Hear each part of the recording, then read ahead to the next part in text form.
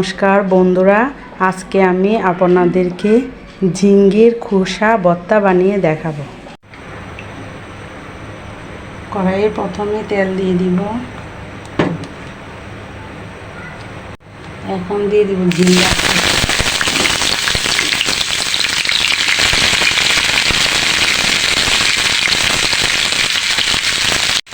দিয়ে দিব কাঁচা লঙ্কা আর রসুনের কোয়া,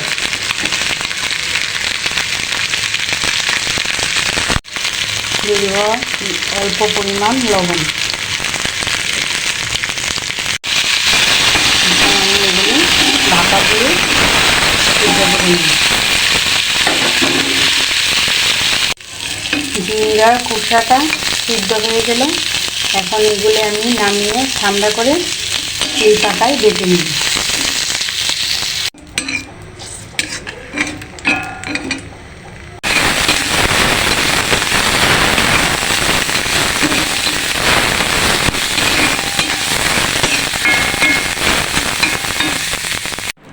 এখানে আমি ঝিঙ্গে, কাঁচা লঙ্কা, রসুন, পেঁয়াজ, একটি শুকনো লঙ্কা ভাজা, এগুলি এখন আমি শিলপাটায় বেটে নিব।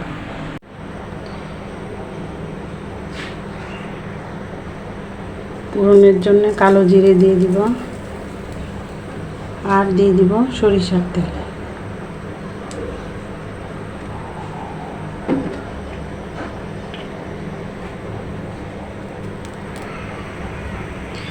এখন দিয়ে দিব ঝিঙ্গে বাটাটা, ঝিঙ্গের খোসা বাটা।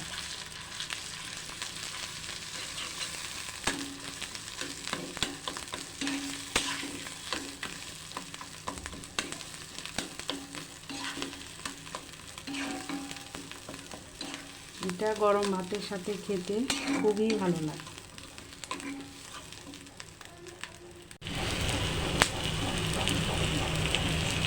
ঝিঙ্গের খোসা সিদ্ধ করার সময় আমি অল্প পরিমাণ লবণ দিয়েছিলাম, এখন আরে অল্প পরিমাণ দিয়ে দিচ্ছি।